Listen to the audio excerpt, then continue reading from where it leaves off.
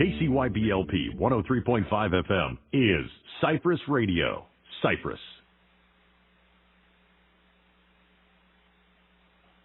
Good morning from Cypress, Texas.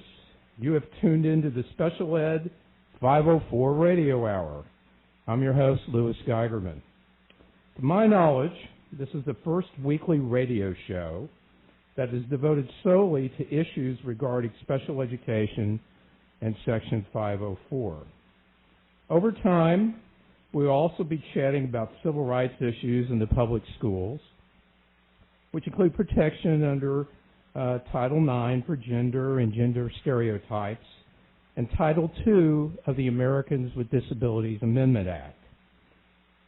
From the get-go, I want my listeners to know what we will and will not do on this show. What the show will not do is engage in school bashing. That's a no-no.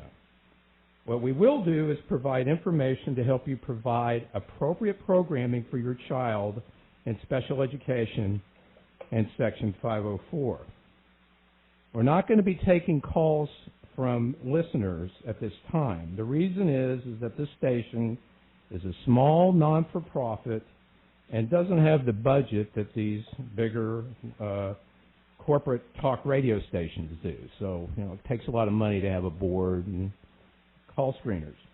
What we will do is keep tabs on the show and after the show on Twitter activity.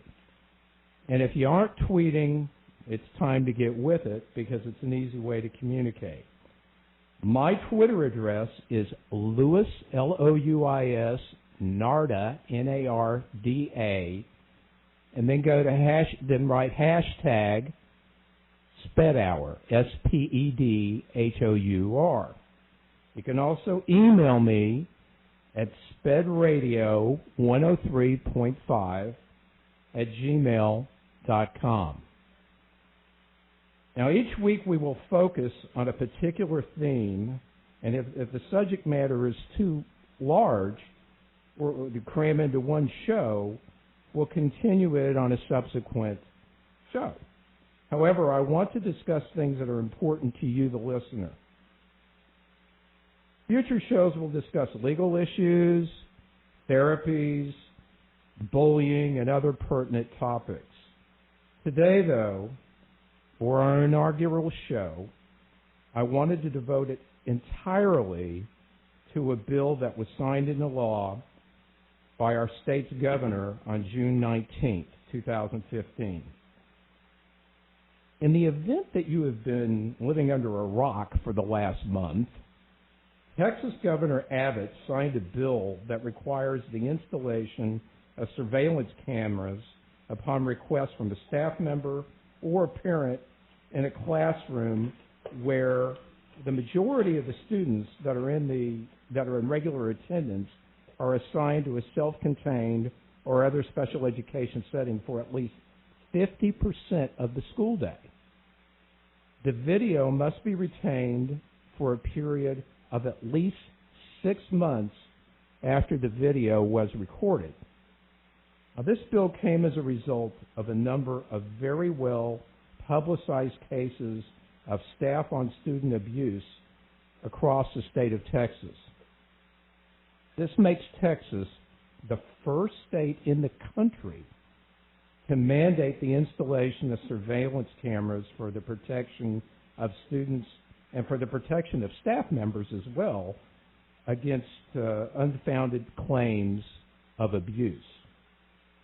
The cameras must be placed in place prior to the 2016-2017 school year, assuming a request has been made for their placement. So, my first guest to discuss the camera bill is Greg Grugan, who is a reporter from KRIV, Channel 26 in Houston. As a sidebar, Greg, like many of our viewers, is a parent of a child with special needs. Greg, I'd like to welcome you to the Special Education Section 504 Radio Hour. Lou, it's my pleasure to be here. We finally did it, Greg. Buddy, we did. And when I say we, it was the entire the entire community. I can't tell you how many warrior moms and dads pitched in, big-hearted, far-thinking lawmakers seeing the necessity of this advance. It is truly the most gratifying moment in my 30-year career as a journalist, and I'm just honored to be here. That's fantastic. You did a terrific job through this series. Why don't you tell our listeners how you got involved in reporting this story, and also expand on some of the cases that you profiled in your reporting?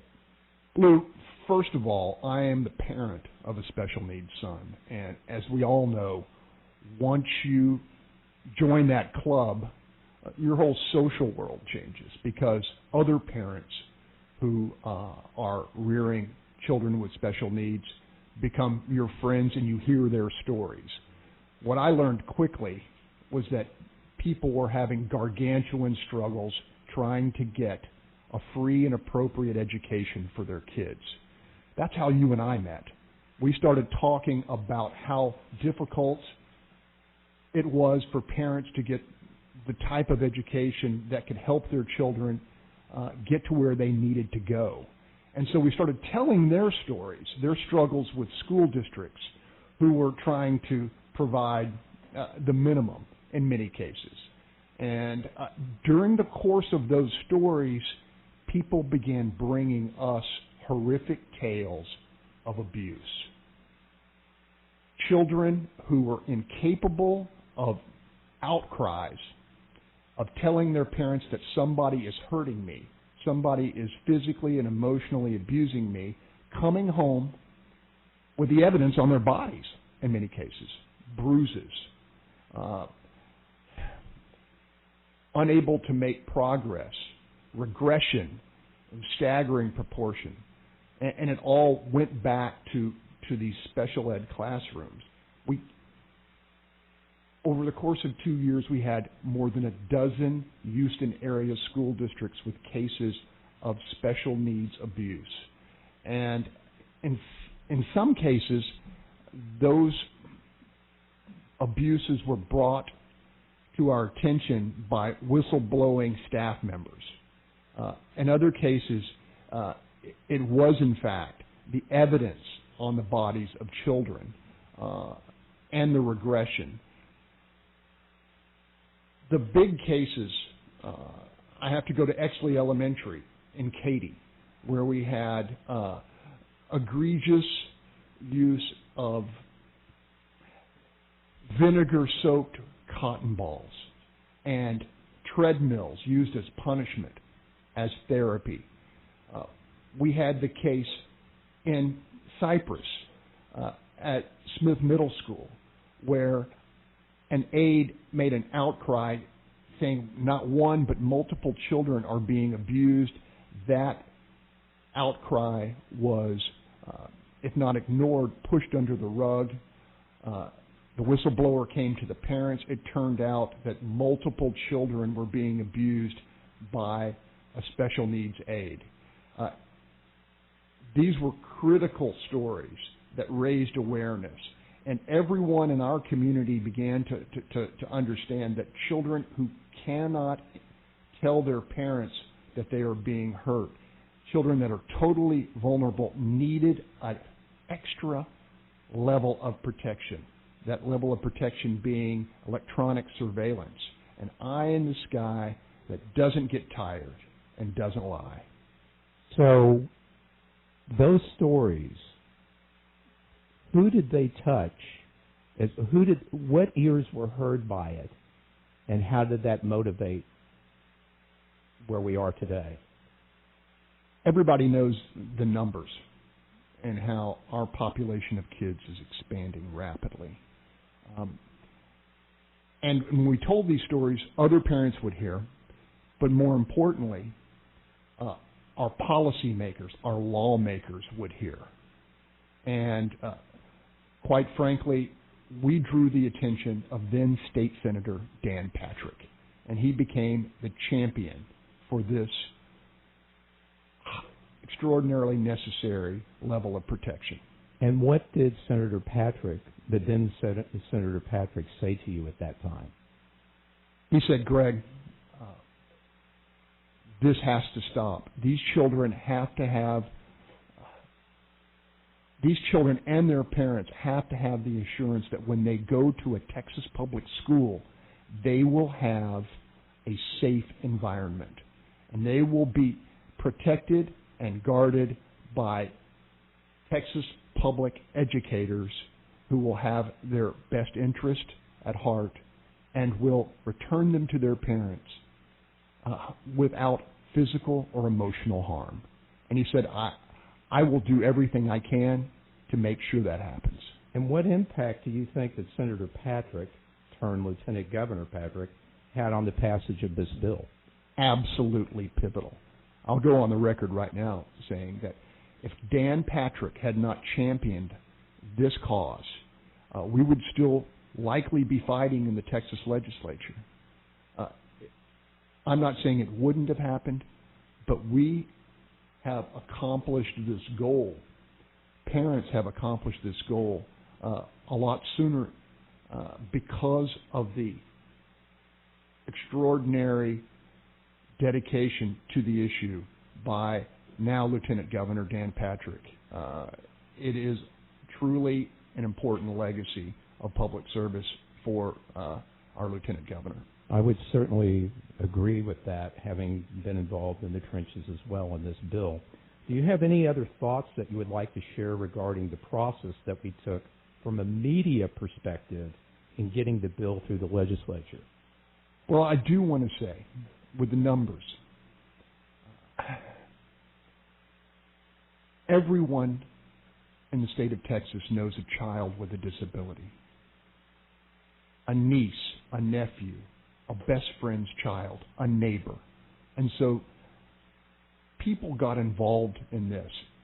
And once they learned the facts, once they learned how exposed and vulnerable our children were, they got involved. The stories that our brave parents told touched hearts and built momentum that simply could not be overcome by a significant lobbying force that did not want to see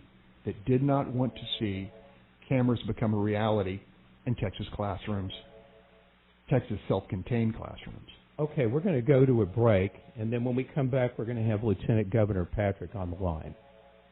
Today in school, I learned a lot. In chemistry, I learned that no one likes me. In English, I learned that I'm disgusting. And in physics, I learned that I'm a loser. Today in school, I learned that I'm ugly and useless. And in gym, I learned that I'm pathetic and a joke. In history, I learned that I'm trash. Today in school, I learned that I have no friends. In English, I learned that I make people sick. And at lunch, I learned that I sit on my own because I smell. In chemistry, I learned that no one likes me. In biology, I learned that I'm fat and stupid. And in math, I learned that I'm trash. The only thing I didn't learn in school today? The only thing I didn't learn today? The only thing I didn't learn is why no one ever helps. Kids witness bullying every day. They want to help, but they don't know how. Teach them how to stop bullying and be more than a bystander at stopbullying.gov. A message from the Ad Council. In the small town of Elmira, New York, a boy was born into an all-American family. The odds of him opening his own clothing store at the age of 18? 1 in 138,000. Excited to be a part of pop culture, he packed for the big city. The odds of finding someone to invest in his vision? 1 in 4.5 million. The odds of him achieving his dream in the fashion industry? 1 in 23 million. The odds of having a child diagnosed with autism? 1 in 68. I am Tommy Hilfiger, and my family is affected by autism. I encourage you to learn more at autismspeaks.org/signs. Early diagnosis can make a lifetime of difference. Brought to you by Autism Speaks and the Ad Council. This is Nnamdi Asamoah. I play football for the Philadelphia Eagles. But what I do off the field with United Way might be more important. I'm a volunteer tutor and mentor. Why? Because over 1 million kids a year drop out of school, and that's not okay. It takes 12 years to create a graduate, but it takes about the same time to create a dropout. And the difference between a child becoming one or the other could be me, or it could be you. Studies show that if we get to these kids earlier, their chances are better, and kids who read well by 3rd grade are more likely to graduate. So join me in United Way. Suit up and take the pledge. Become a volunteer reader, tutor, or mentor, because when a child succeeds, we all succeed. Give, advocate, volunteer, live united. Take the pledge at unitedway.org. Brought to you by United Way, the Ad Council, and the National Football League. Okay, Lieutenant Governor, welcome to the Special Ed Section 504 Radio Hour. Hey, it's great to be with you, and forgive me up front for my voice this morning. I've been in bed for more than a day with a bad cold, as apparently a lot of people have had, so I'll do my best to talk and not cough. Oh, we'll be okay with that. First of all, I think congratulations are in order on the birth of your new grandchild. I hope that the mother and child are well. Okay. Now, was it They're well, and we're blessed. It's our 4th grandchild, so we have a little 3 boys and a girl, and what a blessing it is indeed. So this was a boy or a girl? This is a boy, Shepherd. Shepherd. And what are the vital statistics? 8.5 pounds and 21 inches, so a big baby. Fantastic. Congratulations. You're welcome. Lieutenant Governor, tell us your thoughts about why and how you got involved in the camera bill in 2011, and what was it that got you to support that legislation? Well, a couple of things. First, I had been on the board of Be an Angel since 1988. Be an Angel and beanangel.org is the website for anyone interested. Beanangel.org is a nonprofit that helps children with disabilities of all types. It started at T.H. Rogers when we had about 200 children in the program. And again, there were 5 of us on the board raising the money and trying to help the kids. Today, we are all across the city, and we've expanded out to other cities and other countries, actually. Last year, we provided everything from Christmas gifts to food to wheelchairs to wheelchair lifts, summer respite programs for over 6,000 children with disabilities. So I've been on that board since '88 and interested in helping families with children with disabilities. When I became so that's kind of the background. When I became a senator in '07, I was contacted by several families that had children with various disabilities to ask for my help. And so I would say, once every year or once every 18 months, we would have a meeting of what we could do to further help children in the state and their families with children with disabilities. I was on education for 4 sessions as a senator, and we meet every other year, so that's 8 years, and the last year serving as a chairman of education in the Senate. And so I was involved with the community, getting a lot of feedback, helping where we could. And then Greg Grugan, who was with you, Greg contacted me.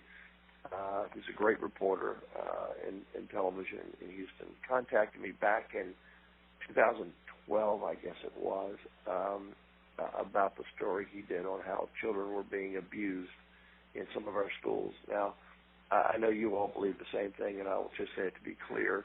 Most of our teachers who deal with special needs children in life skills classrooms do a fine job, and we have many schools that do a fine job. But like everything else, particularly in a state this big, where 10% of all children who go to school in America go to school in Texas, almost 5.9 million children. That means we also have the biggest population of children with disabilities in a school system in America, because we're the biggest in America, or second anyway, largest school population in America. So we're going to have some bad schools, bad classrooms, bad teachers. They're the minority, but if you're one of those students being impacted, one of those families, it's all important. And so Greg had a story on, and we met, and it was the story of children being abused in these life skill classrooms. And out of that, we had a meeting up at a church south of Tomball back in 2012, and where you were there too. Yes.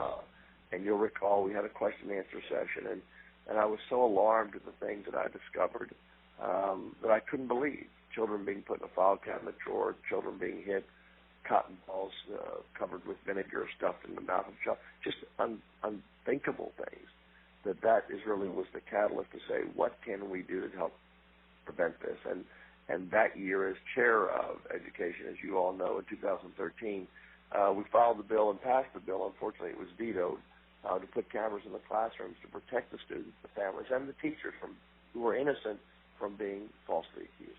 Well, actually, I think what happened in that session, it got killed in calendars. It didn't get through the House. We didn't even get a vote. Tell me something. How many bills were introduced this session of the legislature, approximately, ballpark? About 6,000. Okay, that's a lot.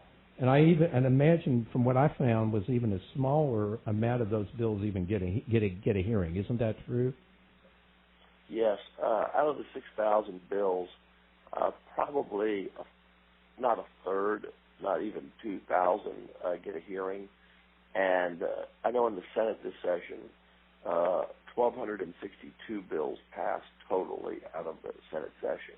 And about half of those, or more than half, by the way, are what we consider bills that are very local in nature, that go on a local calendar. And that means they never get debated on the floor or brought up on the floor, except for pretty much an automatic vote. Those would be bills, for example, naming a highway after someone who's deceased, dealing with very specific local issues. Local bills are bills that have no fiscal impact on the state and no impact outside of a representative or a senator's own district. So when you get of the 6,000 bills filed, of the bills that actually come to the Senate or the House floor that are on the regular calendar, that are debated, that have a statewide impact and statewide dollars, it was probably around 600 bills. So it's nothing short of a miracle. So I'm sorry, I didn't mean to interrupt. I'm sorry.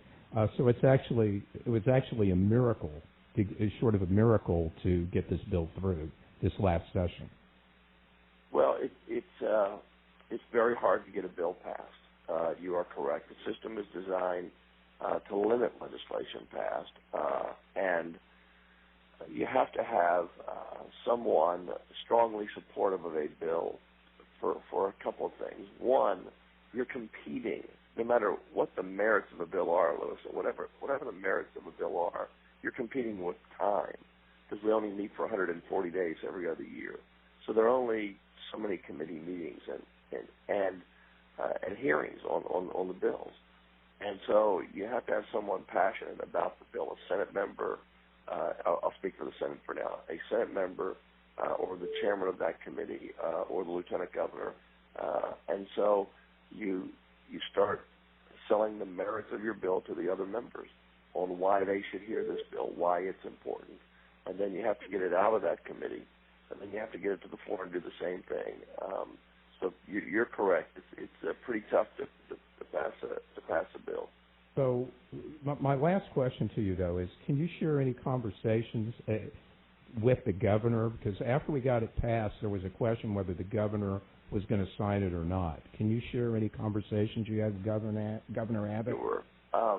Sure. And I'm always very careful if they're private conversations. I don't share them with anyone about any issue because they're private conversations. But I can tell you that from the beginning that I was sharing with his staff, his chief of staff, Daniel Hodge, and Governor Abbott himself about this bill, because this is the biggest changeover in the history of any legislature, which made things even more difficult. You had a new governor, new attorney general, new controller, new land commissioner, ag commissioner, railroad commissioner.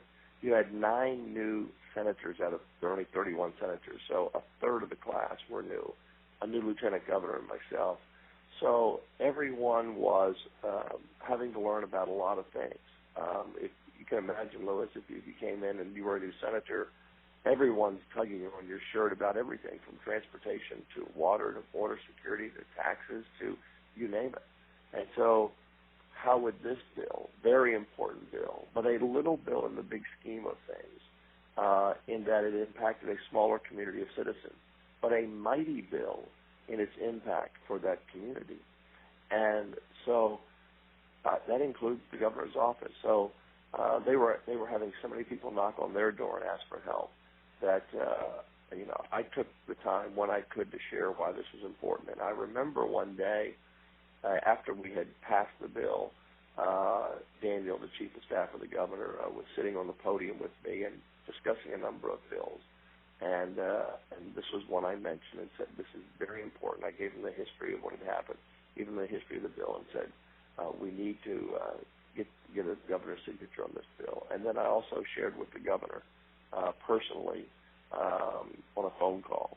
And, of course, the governor, a disability of a different type from his accident, being felled by a tree when he was jogging, and has been in a wheelchair for much of his adult life. We talked about this, and I'm proud to say that he said, Dan, if you believe in this bill, and you've told me the merits of this bill, and he has a great appreciation for families with disabilities of all types with children. So I didn't have to do any arm twisting or a lot of selling. Once, I shared the merits of the bill and why that this is important. He signed the bill into law. And I will tell you that of those bills that passed, of those 1,200 in total, and of those 600 that were debated off the floor, I only asked him about 3 bills specifically to be sure that he knew I wanted him to not face a veto pen, or because you get a lot of pulling and tugging on a governor. Sign this bill, don't sign this bill, for lots of reasons. Nothing goes through easily, nothing. There's always opposition to everything. We could be voting on making, apple pie, the best pie in Texas. And there would be the folks who thought it should be peach pie or lemon meringue fighting hard not to make apple pie the best pie in the state. I'm using that as an example of no matter what issue it is, there's always strong opposition. And so there were only just this handful of bills that I personally asked him and talked to him about, and this was one of those bills. And but I didn't have to do a lot of convincing. He was there, and so I'm proud that he signed the bill. In fact, he signed and sent me the pen that he signed that bill because he knew it was important to me. We did not. There are several public signings. You can't have a public signing for the 1,200 bills or the 600 bills that passed. So we did not have a public signing on just due from a time standpoint for his office, but he sent me the pen because he knew it was important to me, and I was very appreciative of that. Governor Greg Grugan here. Thank you. I know you got my voice for those tuning in. A little bit of a cold. Governor, I know you got into public service to make Texas a safer and better place. And I believe with your championing of this bill, you will have prevented injuries. You will have protected special needs instructors. You will have fulfilled your mission. And I think that you should take tremendous comfort in knowing the pain that you have prevented with your extraordinary support. And as taking off my reporter hat, and as Greg Grugan, parent of Garrett Grugan, challenged with autism, I thank you from the bottom of my heart. I want to echo that too, Governor. I can speak for all the special needs families, including extended families, that are concerned about their child's nieces, nephews, and grandchildren, about their well-being. I thank you from the bottom of my heart for your unwavering support on this bill, and we all owe you a huge debt of gratitude. So, look, thanks for being on the show, I hope you're feeling better, and enjoy your new grandbaby, okay? Well, thanks to both of you, but the people who deserve my gratitude and my thanks are literally the two of you and all the moms and dads out there and the grandparents, the extended families, who brought this to our attention. We are a big state. Again, 8,500 schools, K through 12. So multiply that by 20 or 30 classrooms. We have 300,000 teachers. We have 1,200 school districts and 5.9 million students combined. So we're not aware of everything that's going on in every classroom or every school. And you all had to bring this to our attention. Secondly, of working with our children with Be an Angel for almost 30 years now. We've raised about $16 million over those years through our radio station and our listeners for children and families with disabilities. And again, that's beanangel.org. They may be of help to people listening right now if they can help with a special need. But it was just the right thing to do. You know, I find that the parents of children with disabilities are such courageous people because so much is asked of them. I believe that they're some of the biggest heroes of our time. To be able to provide for a family, to provide for that child, which often takes a 24-hour day, 7 days a week for their entire life, is an incredible thing to watch. The love of a parent for a child, and so we were happy to help. Sorry we couldn't have gotten it done sooner, but the best lobbyist you can have in the Capitol is a child, and the children who came and the parents who came to testify made all the difference with some of the elected officials who didn't really know. And the last thing I would say, the other blessing out of this has been, for me personally, the number of people who have contacted me or stopped me in person. I was at an Astro game. I haven't been to an Astro game in, 3 or 4 years. I was at an Astro game a few weeks ago, and I was sitting in the stands, and a person came up and said, Dan, I have a child with a disability, and I want to thank you. And I've had two friends who had children with disability who had never, and I don't think they're actively involved, but I didn't know. And so the total strangers that come up to you and say, thank you for remembering our kids. So it's the least we can do. And so I take no ownership or no pride of ownership. I was just doing my job for the families that I admire so much. And thank you, Louis. Thank you, Greg. And now what we have to do is be sure, and I need to continue to get feedback from everyone to make sure it's implemented and that we never, ever have a child, no child, not one out of 5.9 million in our school system, and not one should ever be abused in a classroom, particularly a child with disabilities. And the parents deal with enough on a day-to-day basis that they should never have to deal with this again. And hopefully, because of Greg's great reporting, because of the persistence of the children and their parents, of the parents of the children with disabilities, thank God that this bill finally passed. And we're going to make sure, with your help, that it's implemented and no school tries to circumvent around this bill or delay or put this as the last thing they do in their budget. This needs to be implemented, and we need to protect every child with disabilities in the life skill classroom. Hey, thank you again. Forgive me for this. I know my voice doesn't sound very good, but I wanted to be with you, and I thank you. Thank you for everything. Amen, and feel better and enjoy your grandchild, okay? Take care, okay? Will do. Thank you, Governor. See you soon. We're going to go straight to our next guest, which is Senator Eddie Lucio, Jr., who was instrumental he actually sponsored the bill in the legislature, so we're actually going to call them on the air. So just so y'all hang in there. Anyway, that was a great interview. Boy, the Lieutenant Governor really hit on some really important points about this. I was particularly touched by our warrior parents reaching out to him in public and telling him how critical this thing was and his support was. Hello? Is this Senator Lucio? Yes. This is Eddie Lucio. I tried to get through a couple of times. Well, you're on the air. Staff will be calling you.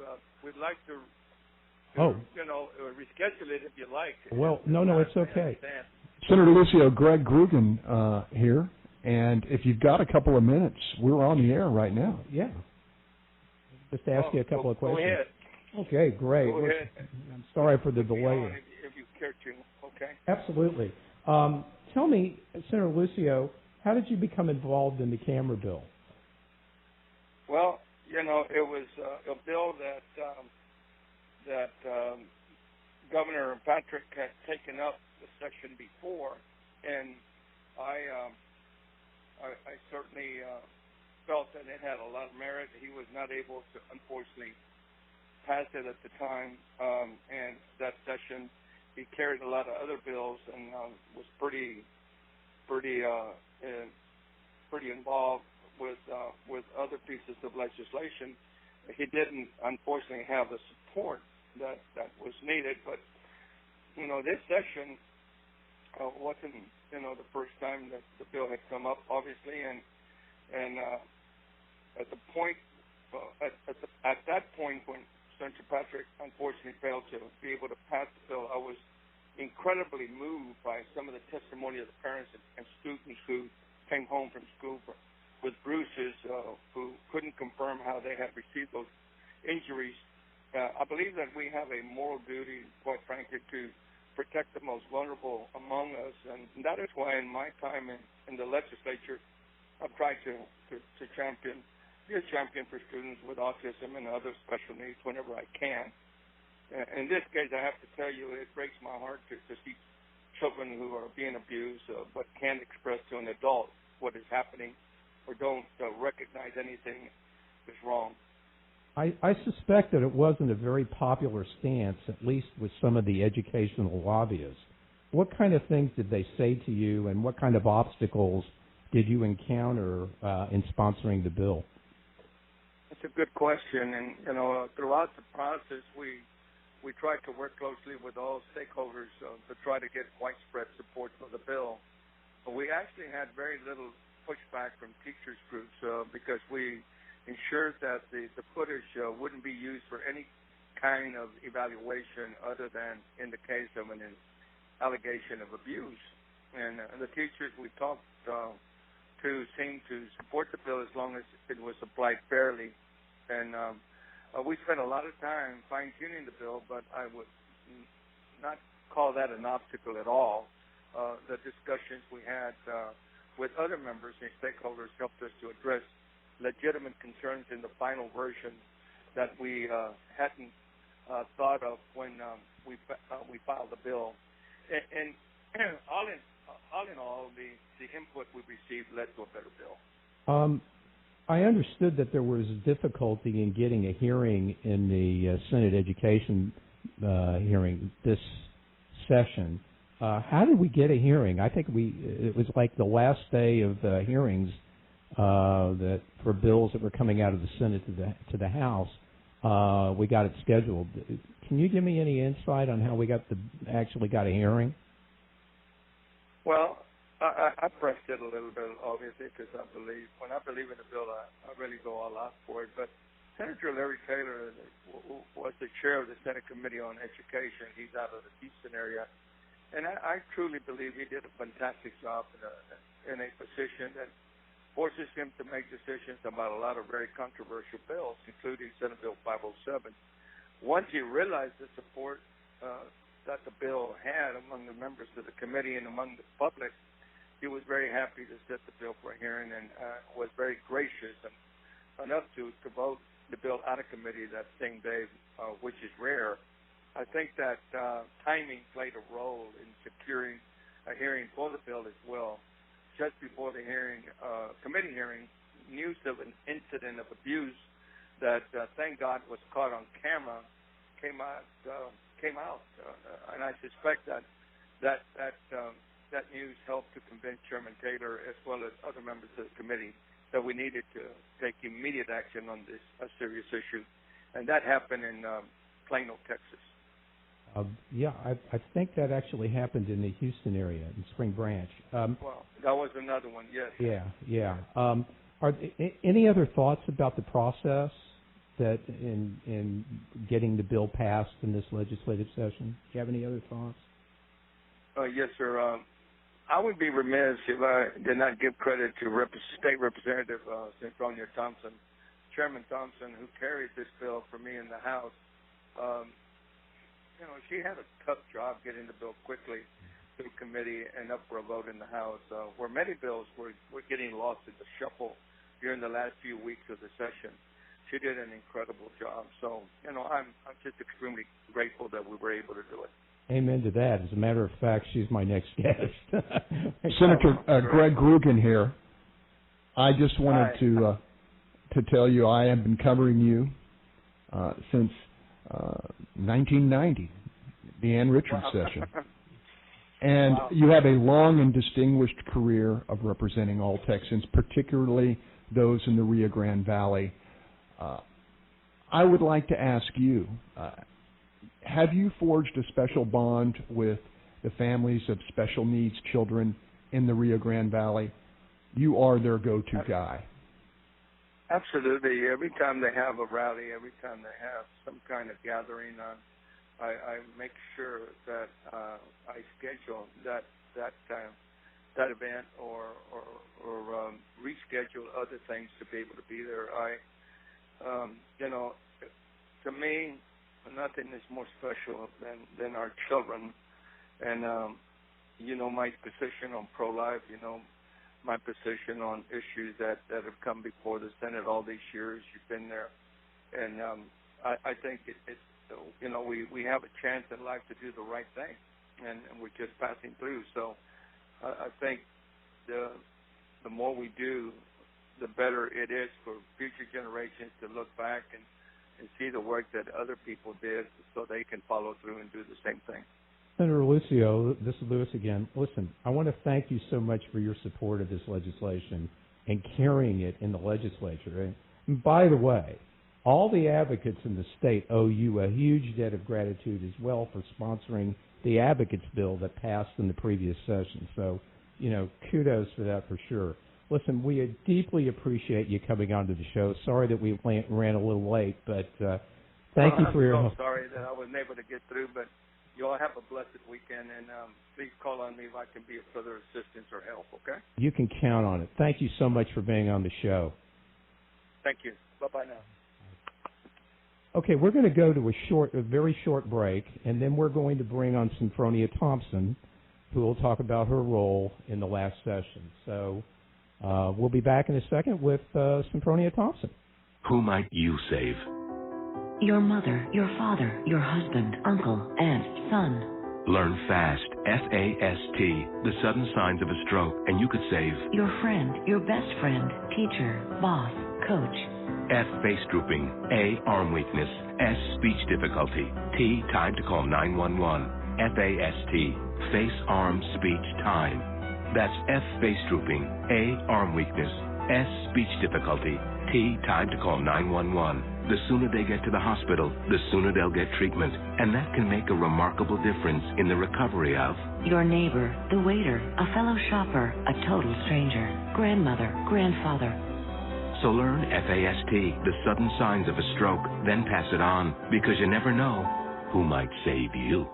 Your wife, your colleague, teammate, mother. Spot a stroke fast. Visit strokeassociation.org. Brought to you by the American Stroke Association and the Ad Council. Just now, another kid dropped out of school.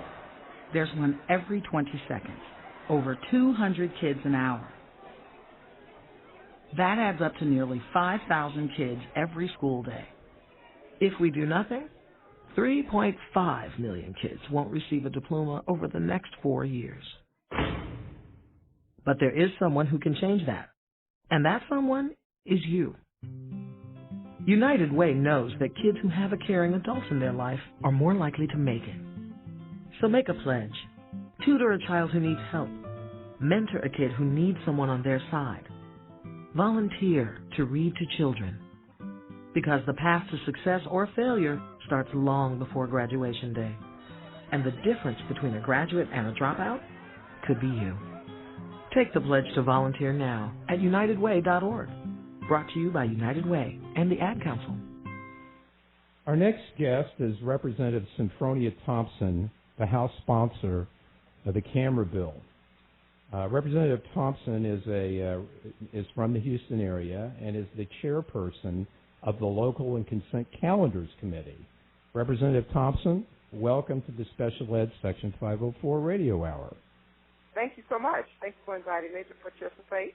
Oh, it's our pleasure. Tell me something. What was it about the camera bill that captured your heart? I used to teach students in this category, but at a higher level. And I had a grasp of some of the problems that these students face trying to assimilate in a school setting, which is a wonderful thing for them to do because it teaches them so many skills. The opportunities to interact with other people, opportunities to share, and it was just wonderful. And when I was asked to carry this bill, it was just kind of throwback to some of the experiences I had in teaching other children who were intellectually challenged. So were you a special ed teacher? I taught special education to the educable students. Those were the students who benefited from education. But both students had an opportunity to go to school because the students that I passed this particular bill for are students who were also, for a long time, have been able to go to public school. I understand. So that's great. I didn't know that. That's great. Tell us about your involvement during the House Public Education hearing. What was your impression of the testimony? The testimony was nothing unusual for me to hear, but it was a testimony that showed that there was a need, that there were parents who were really concerned, there were students who may have been victims of injuries and were unable to verbalize what happened. And you can understand as a parent, if your child is a nonverbal child coming home from school and has blood in his underwear and cannot verbalize and tell you what happened, it is a very shocking and yet traumatic experience for the parents of that child because you want to know firsthand what has happened. And I was thrilled to carry this bill because it has been around for a while, and parents have been trying to get cameras in classrooms where they would be able to look at things and see what's happening within the classroom, good and bad. Yeah, I think you were alluding to the testimony from Brigitte Rideau, and that really just caused everybody, just to stop. As I recollect in the hearing, one of the representatives said, "This is making me sick. If I can vote for it now, I vote aye. Can I do that?" Yeah, that was Representative Ken King. Right. I watched. Let's talk about the House floor. The House floor session. Do you recall? Well, hold on a second. Let's talk a minute about the hearing. Were any thoughts about? Do you have any thoughts? I watched it online. I wasn't present there, but you can still see it. It's archived in the on the website for any of our listeners that want to watch it. Your thoughts on why it came out as a unanimous vote out of the House Education Committee? I tell you, it was the magnitude of the testimony from the parents. It was the child or the children that it was going to be impacting, and it was the opportunity to put them in a safe environment. And listening to the heartbreaking stories from parents who have experienced negative experiences with their children, and the sensitivity of the members of that committee coupled together. Was the thing that propelled that bill out, even though that bill needed amending. Sure.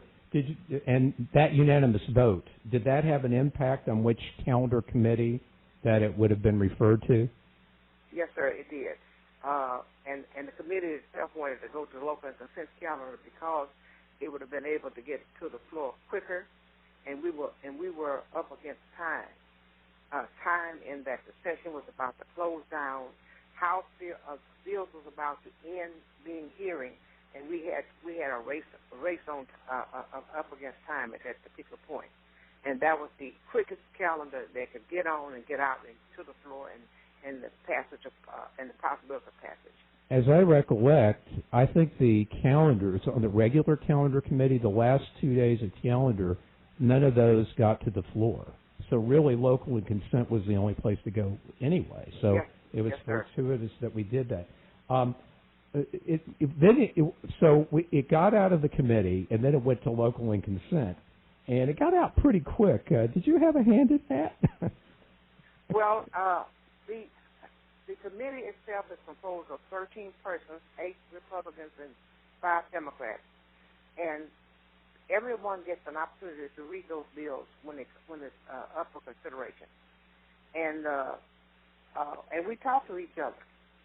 And I think it was the legislation, the magnitude of the legislation, and it was what persons saw an opportunity to be able to address that issue, and that was their big moment, and it happened. We were able to amend the bills in the local and consent calendars, and then bring it to the floor quickly.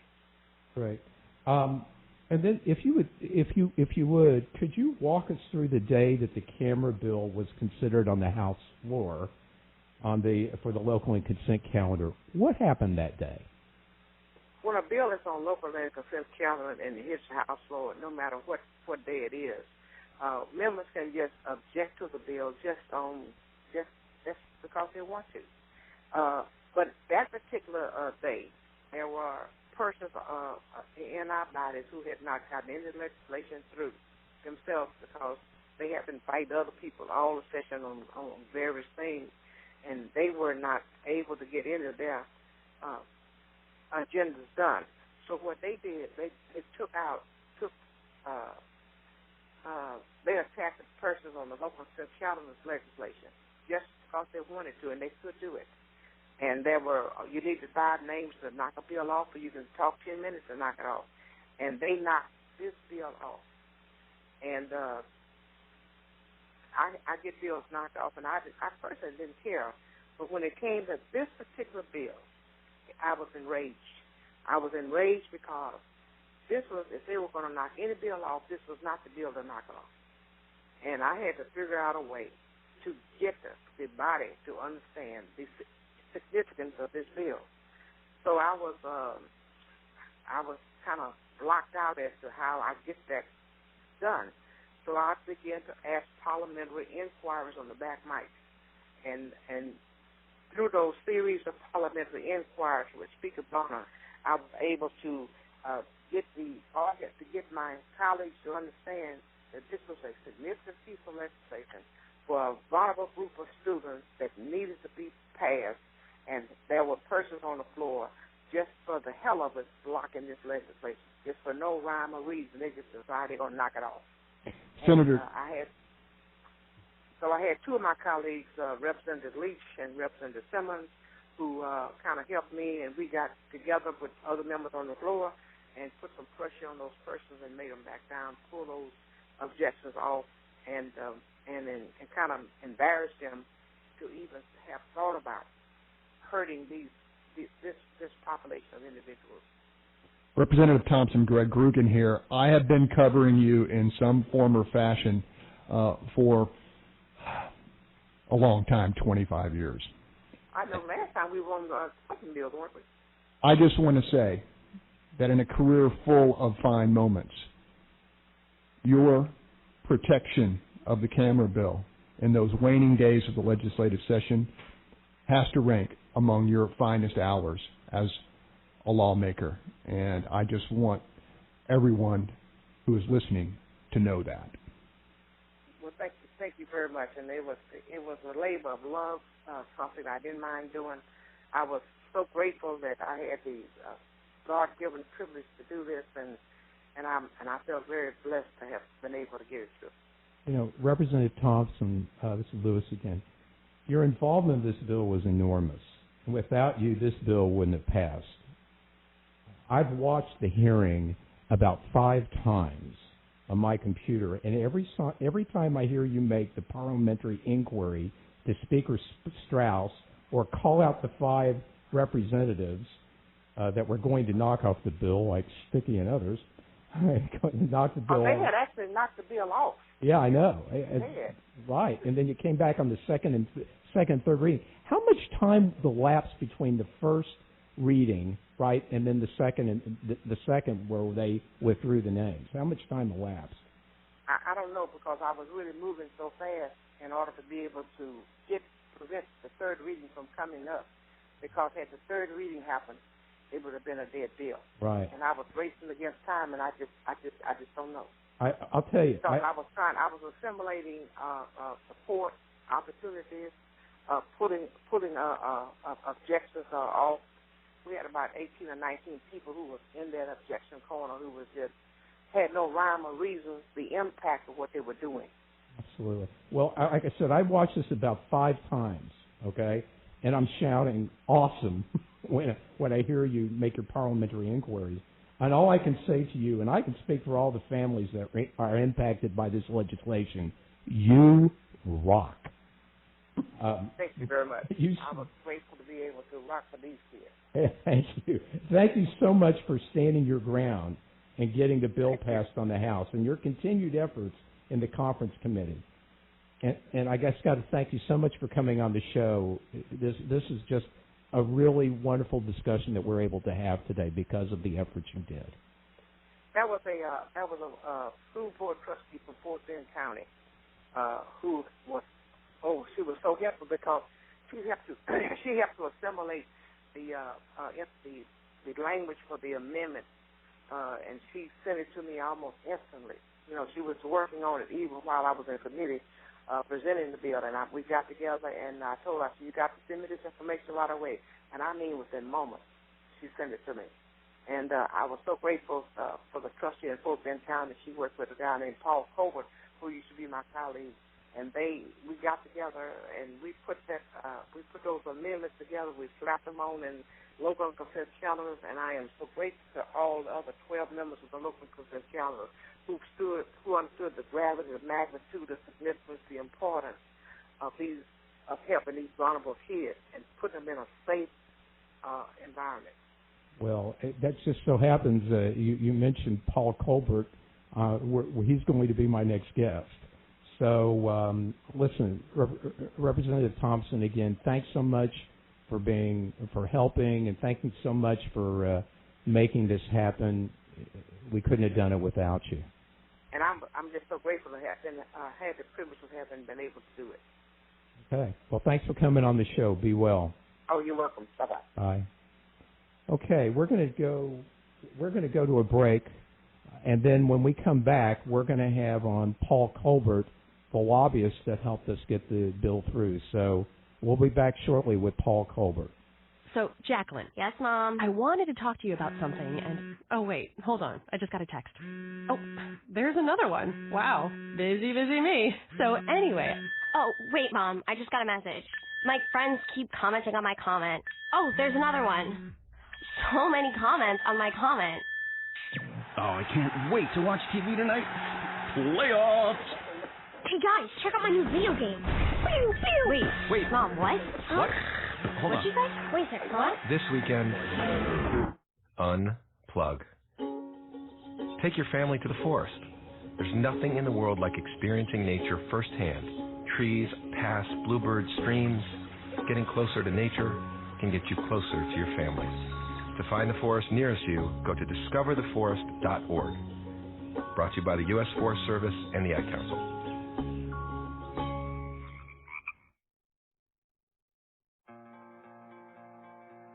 My name is Tom Thornton.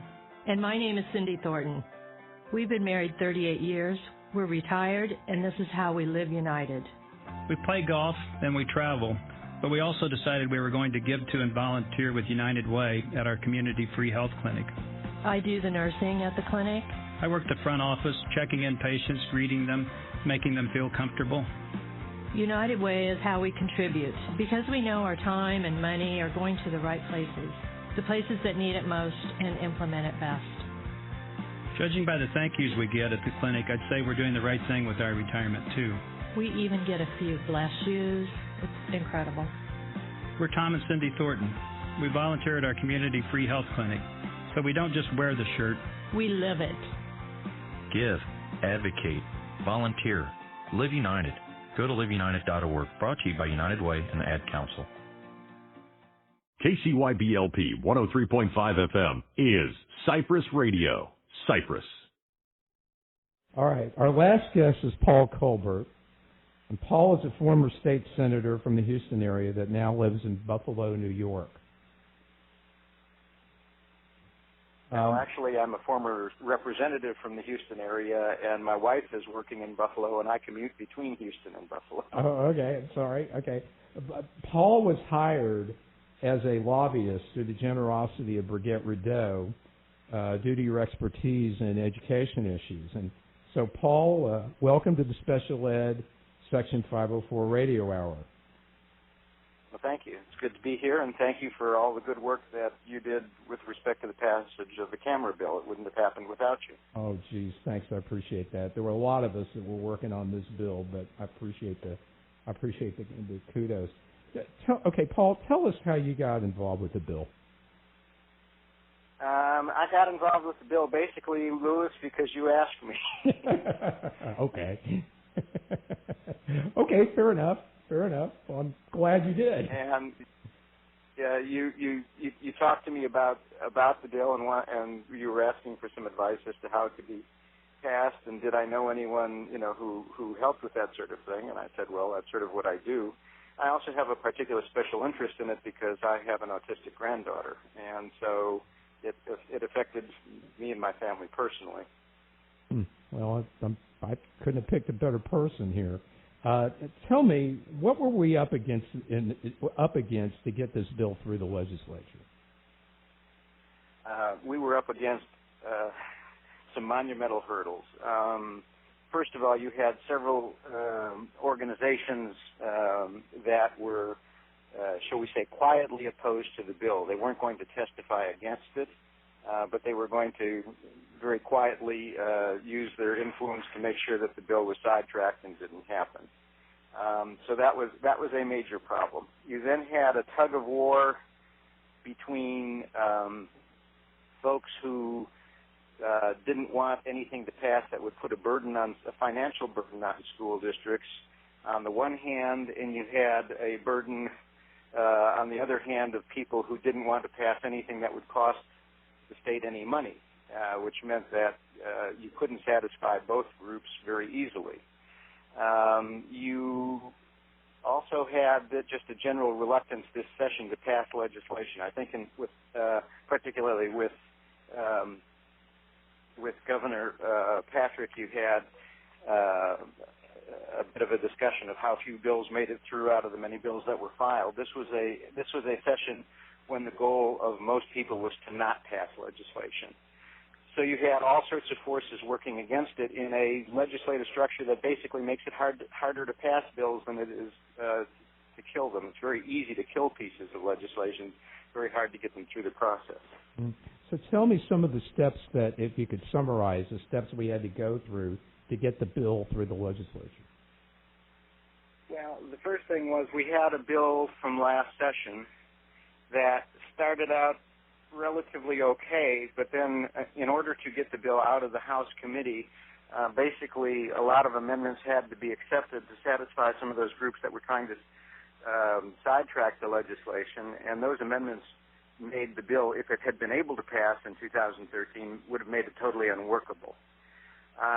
So one of the biggest problems that we had was putting together legislation that would in fact be useful and at the same time could thread the needle on the politics of the different groups that were potentially in opposition to it, trying to get something that they could live with that at the same time would really solve the problem. And that took a lot of work. It took I took input basically from the representatives of all the different advocacy groups for special education children who were involved as to their thoughts of what did and didn't need to be in the legislation, and went through and redrafted the bill to address all of those particular concerns.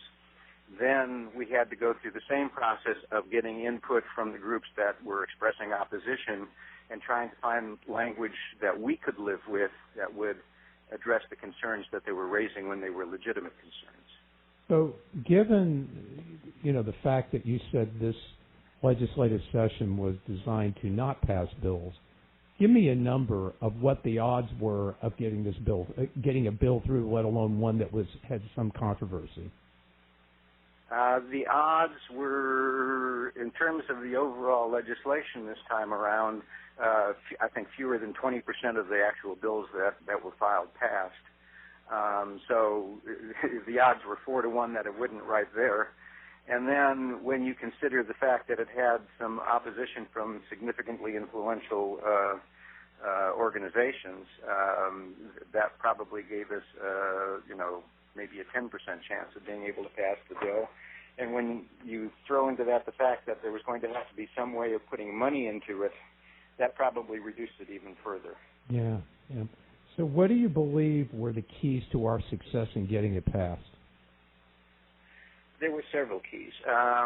First and foremost was the fact that we had a whole lot of people who put in a tremendous amount of time advocating for the bill. And when going around and visiting with virtually the entire legislature, bringing them, or at least their staffs, up to speed on what the issues were, and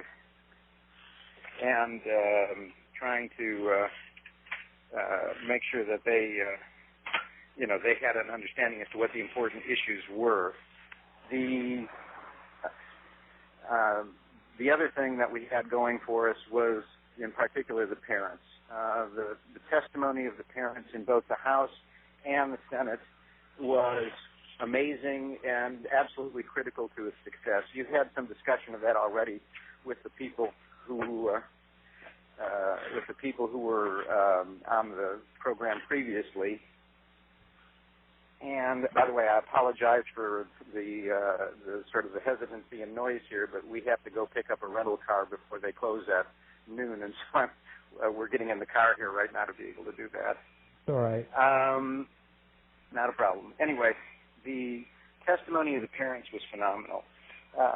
As Senator Lucio, who, by the way, he and his staff deserve tremendous credit for the work and the effort that they did to get the bill together and out of the Senate, as he talked about, we basically got a special favor out of Senator Larry Taylor, who was the chair of the Senate Education Committee and who really wasn't going to be hearing any more bills. And the senator and I both talked to Senator Taylor, and he agreed to at least give the bill a hearing. But I think the thinking on his part was that, well, we'll give the bill a hearing, but that's probably all that's going to happen. By the time the parents, and I might add not just parents, but we had at least one of the children testified, by the time they were done with their testimony, the senators were virtually climbing over each other trying to see which one of them could be the strongest advocate for the bill. So it was the incredibly powerful and moving testimony of the parents, I think, that sealed the case on the Senate side. And then pretty much the same thing happened on the House side as well. Of course, going back to that Senate hearing for a second, you got up and asked them to suspend the rules, and that was really important so that could be streamlined for that to get out of the committee, and then submit, a floor substitute. So that was a real critical thing that you did. So now that we have the bill enacted, is there anything a parent must do in order to ensure that a camera is placed in the child's classroom? Well, one of the provisions that was in the bill as it came out last time and that we kept in the bill is that in order for a camera to be placed in the classroom, there has to be a parental request. It's not automatically being placed in every classroom in the state of Texas. There are certain requirements that the classroom must meet. It must have a majority of students in it who are basically in the self-contained environment for the majority of their time. And then, hold on one second. We're going to Merworth in Maine. Anyway, so you've got to have the right circumstance for it, but then it takes a parental request to put the camera into the classroom, to make the requirement go into effect that a camera be placed in the classroom. And that needs to be done, and their deadline to install the cameras has to be before the 2016-2017 school year. Right. The actual placement of cameras, the requirement to place cameras doesn't take effect until not this school year, but the following school year, the 2016-17 school year, and that's partly to give the agency time to write rules as to how this is going to operate. It's partly to give the financing mechanism. I created a financing mechanism for it to walk the tightrope between the people who didn't want a cost to be imposed on the school districts and the people who didn't want to add additional costs to the state budget. I wrote language that basically said that if there is excess money appropriated to the foundation school program for this school year that we're in, then the commissioner shall take from that excess money, use some of that excess money to award grants to school districts that are being required to put cameras in the classroom. That way, on the one hand, there was state money paying for it rather than imposing a burden on the local property taxpayers and the school districts. On the other hand, because it's out of money already appropriated, it didn't increase, if you will, the burden on the state taxpayers. And so in order for that mechanism to work, you had to have 1 year of the biennium go by so that there would be money available to award those grants. Okay. So this is my last question to you, Paul.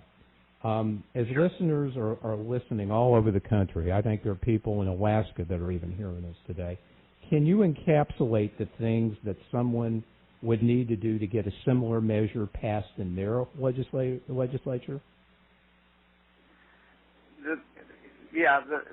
The important things are, number one, to first of all begin by listening to people, find out what it is that you need to have happen, find out what are the problems, the unintended consequences that might be caused by what you're proposing to do. The law of unintended consequences is the most often passed law in any legislative process.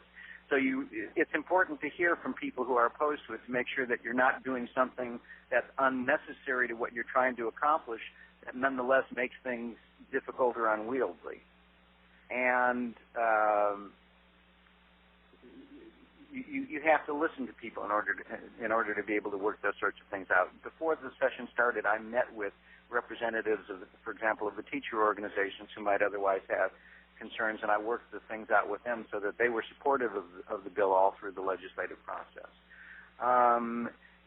Then you need to basically have folks who really understand how the legislative process works in your individual state. There are different timing rhythms to each state legislature depending on their rules that govern when they meet and how bills make it through their process and so on. They need to find champions. You have to have a champion in each house of the legislature who is dedicated to the passage of that legislation. And you heard from those champions today. I mean, what Senator Lucio did, first of all, just to get the bill together and get it out of the Senate was remarkable. Even at least as remarkable, if not more so, was what Chairman Thompson did to be able to get the bill out of the House. The odds, by the time the bill got over to the House and got out of the House Public Education Committee, the odds of that bill passing were minuscule, and the only way it could pass was on the local and consent calendar. Louis, you spoke earlier about the fact that none of the bills that were set for the regular calendar after the date of when the bill passed out of our bill passed out of the House Public Education Committee, none of those bills actually ever passed on the floor. So the only way it could have passed was on the local and consent calendar. You never pass a bill on the local and consent calendar that has money in it.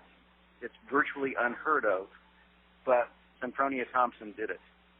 And I can't begin to tell you what a miraculous feat that was, and a testimony to the respect that the other members of the legislature have for Representative Thompson. Amen. So you need to have not just champions, but you need to have well-positioned champions, if you can find them, who can pull off the types of miracles that both Senator Lucio and Representative Thompson did. And, of course, having a lieutenant governor who was a champion for the bill, who's presiding officer of the Senate on the one hand and gets to determine what bills do and don't get heard in the Senate, and then having him be an advocate for you with the governor doesn't hurt either. Amen. So you need to make all of those pins line up in order to be able to pull it off. But with hard work and with the dedication of the parents and advocates involved, it can happen.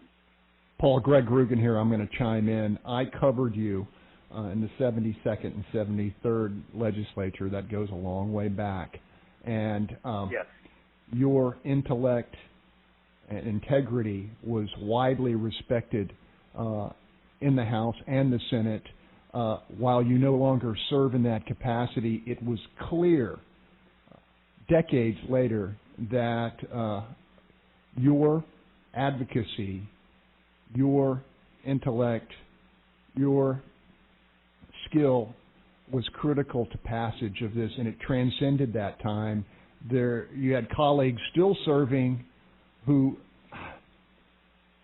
appreciated the fact that you were riding herd on this bill and shepherding it through the process. I know we talked about the critical elements of success, the perfect storm. I called you the wizard earlier before we went on the air. You were indeed, this would not have happened without you as well. And as a parent, I thank you. Well, thank you. I appreciate that. But again, it wasn't just me. It was everybody working together. There was no way this couldn't have happened without all the different people and individuals who were involved pulling the incredible amount of weight that they pulled. So it really was a true team effort. Paul, I want to echo Greg's points. I want to thank you for your efforts, your intellect, and your insight. To all of the parents and advocates that prayed for the passage of this bill, really, we couldn't have done it without you. You were every bit as important as I don't know that we could have done it without a lobbyist, without you as the lobbyist, because you had special talents in being able to write bills and language where not all lobbyists can do that. Listen, I can't thank you enough for what you did, and thanks for being on the show. It means a lot to me.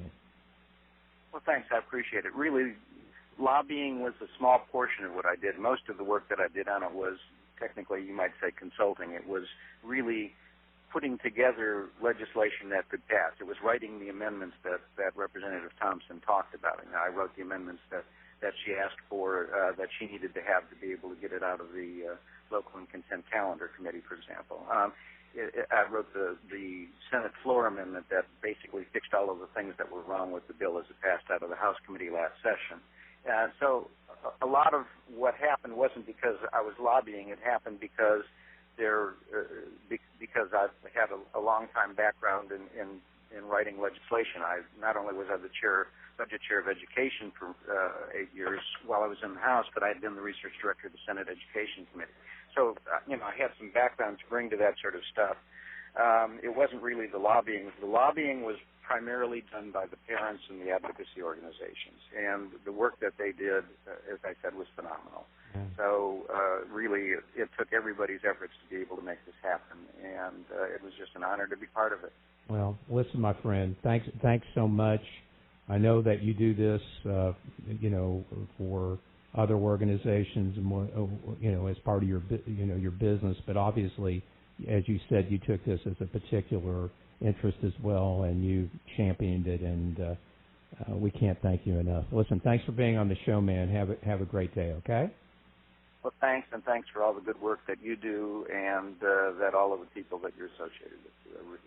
What you're doing is the Lord's work. Thanks. All right, take care. Bye-bye. Bye. Okay. I happen to know the station manager here. Y'all are looking at your watches and you're saying, this show was supposed to go from 10 to 11 a.m. Central. Well, I'm looking at my watch and it's 11, almost 11:20 Central. So we went over time, but thanks to Rick Colbert with Cypress Radio, he said, y'all go as long as you need to go. So we're at here at the end, and we're gonna summarize this. Greg, now that you've heard all the comments from all our guests, what are your closing thoughts about the passage of Senate Bill 507? Lou, we've got lots of heroes here. And, as they say, it's amazing what can be done when no one's worried about who's getting the credit. But there are some heroes who we haven't talked about. And they are the children who suffered. Scott and Nikki Villarreal's daughter, Presley, in Cy-Fair. Flor Nelson's daughter in Fort Bend. David Penny's daughter, Haley, in New Caney. Maggie Suter's son, William, in Spring Branch. Kevin and Sherry Graham's son in Deer Park. And, of course, Brigitte Rideau's sweet boy in the Dallas-Fort Worth area. Little T. Little T. These children may not know it, but they're suffering. And the fact that their parents had the courage to advocate for them and take their stories on the air and before lawmakers was the crucible of real change and protection for children to come, so that they will not have to endure the suffering that these sweet, vulnerable children had to go through. I'd like to say Brigitte Rideau one more time. Heroine, relentless fighter, prayer warrior, warrior mom deluxe. All deserve credit. She fought the good fight, would not give up, put everything, time, effort, blood, sweat, and tears, treasure.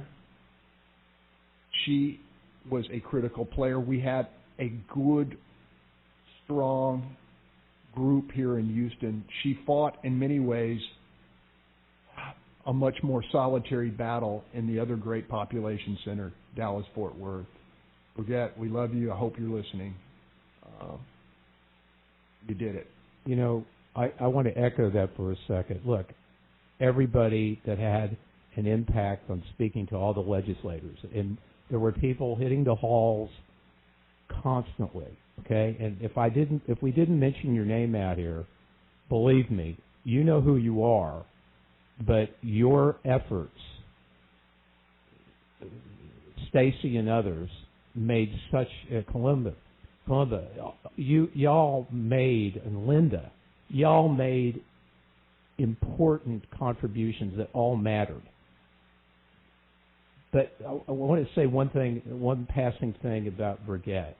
Brigitte is a jazz singer up in the Fort Worth area who's really pretty good. I mean, it's a great place to listen to jazz up in. She's won a Grammy. She got nominated. Oh, nominated Grammy Grammy nominee, and does a gig every Saturday up there, and I think it's Sheridan Fort Worth. But she did a kind of a celebratory show last week. I was unable to attend up in Fort Worth about this. I must tell you, she did benefits to raise money to pay for Paul Colbert. So she not only testified as everybody else did, okay, and her stories were, her story with little T was, stopped you cold, but she also did benefits that raised money to pay for the Paul Colbert's work. And it takes money to pay for a lobbyist.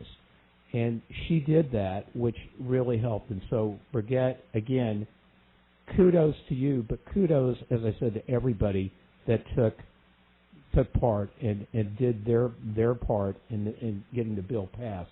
And now I'm going to turn to Greg for a minute. And Greg's sitting here next to me, and I expect him to be blushing bright red here in a second. But frankly, Greg, we couldn't have done it without you and without the support. Not only you, but you had to have the support of your station at Channel 26 KRIV in Houston. You kept your eye on the ball through this entire, I think we had like 16 cases. We had 16 cases of abuse that we ran. And the theme is that, okay, these things happened, but there were no cameras in the classroom when these abuse cases went. So I got to tell you, and you say that it is the most gratifying of anything you ever done. I think so too. And frankly, if you don't get a Casey Award for this, there needs to be an investigation. And when you get that, I'm going to be up there in Washington with you when you get that medal. But that goes, the kudos also go to your producers and station management at KRIV, Channel 26 in Houston, for supporting you and allowing you to run those stories, because you still have to clear those folks before it goes on air, and they had to make a commitment as a station to do it. And they need and deserve, a kudos. It's vital, wherever you are in the country, to have a reporter like Greg to champion it. Because when you do, bringing the media focus on something can really, really help move mountains and get the attention of people that matter, like we did with Lieutenant Governor Patrick. So thank you on behalf, Greg, on behalf of all of those families that were impacted, including your own, for better protecting these children. As we close on our inaugural show, I know we went long, but we had some great interviews today. I want to thank you all for tuning in, and I want to thank all my guests for being part of it. It was a very, very special day. And I hope that all of you will be listening every week. We will try to provide you, with content that will be important for you, that will help you in getting appropriate education for your children. Our guest next week is going to be Dr. Laura Eskridge, who's a clinical psychologist and school psychologist, who will talk about diagnosing children with autism spectrum disorders, including the use of IQ tests on this population, which I see as a big trend, and things that parents should do to better help their children with autism spectrum disorders. We may even talk about other issues about learning disabilities as well. It just depends on how time goes. And once again, I want to thank Rick Calvert of Cypress Radio for being today's engineer and really making it possible for us to do this show. Without him, this doesn't happen, and we take our hats off. So, if you like the show, you have concerns, and by the way, you want to ask questions before next week's show for Dr. Eskridge. Please email me at SPED Radio, that's SPED Radio, 103.5 at gmail.com, or Twitter at Louis Narda, LOUISNARDA, hashtag SPEDHour, SPEDHOUR. And we'll also have something probably up on the website of Cypress Radio for this as well, so you can make comments. I don't know if it'll be up this week, but we will certainly try. But with no further, that's the end of the show, but I hope that you'll be turning in next week, and thanks for listening. Please say a command after the beep. FM 103.5. FM 103.5. Cypress Radio.